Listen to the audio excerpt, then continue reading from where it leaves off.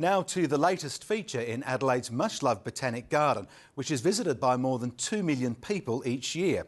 It's called the Garden of Health and comprises two areas, the Garden of Healing and the Garden of Contemplation. And as Paul Clarick reports, it leads to a new gate giving greater access to the city.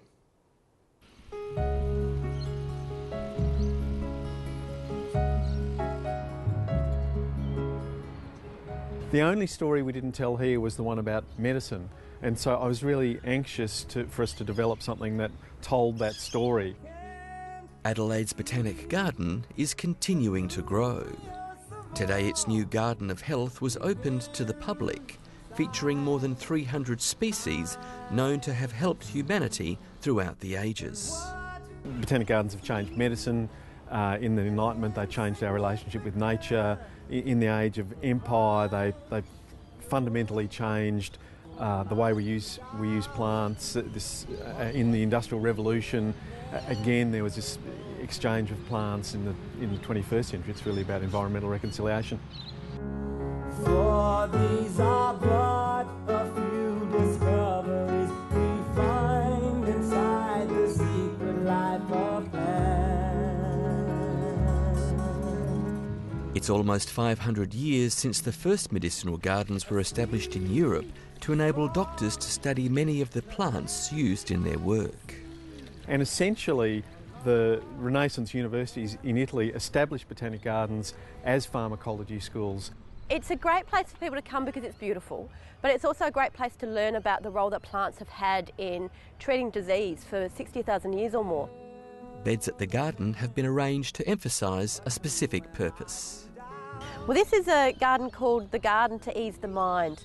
Plants in here have been chosen because they promote sleep, they relieve anxiety, they improve mental functioning, as well as some of the plants which have been used traditionally to treat mental illness. But this garden bed is very much about mental well-being. But there are still many secrets that have yet to be told or even discovered. Most of the world's plants still remain a mystery, especially in Australia. Vastly underutilised.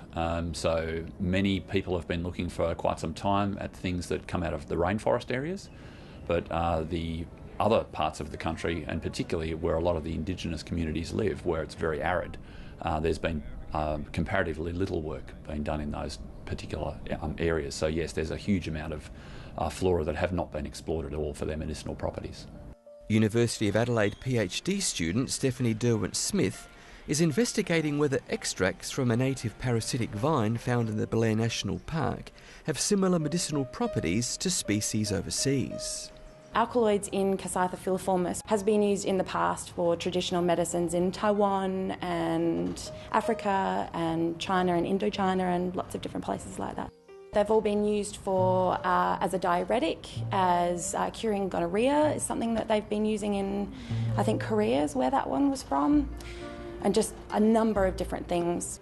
Science is also investigating whether many traditional cures work because they feature a variety of compounds. This is one of the things about Western medicine. We use drugs very much one at a time.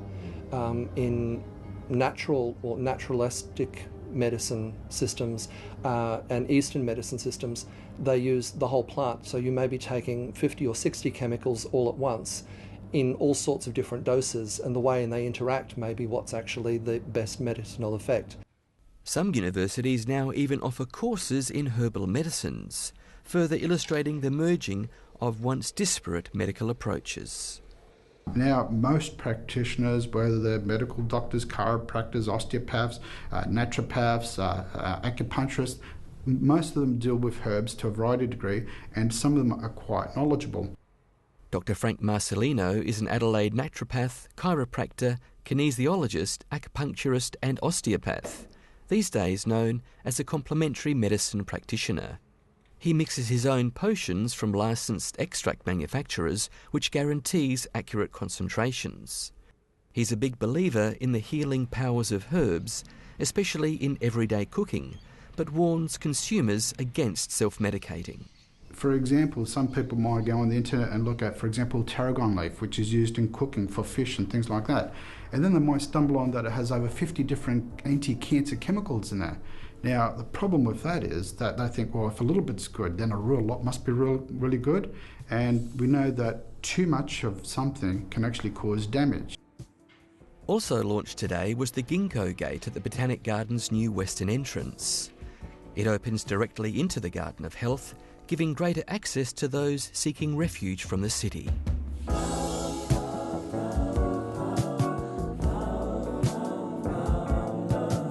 It's a beautiful place to come and relax, to spend some time in reflection, to spend some time with friends. Those are all really important parts of wellbeing. People that are getting in touch with nature are much healthier. So we're learning a lot more about the power of plants and gardens to promote mental health, physical health, a sense of peace and relaxation, and this is a place to do that.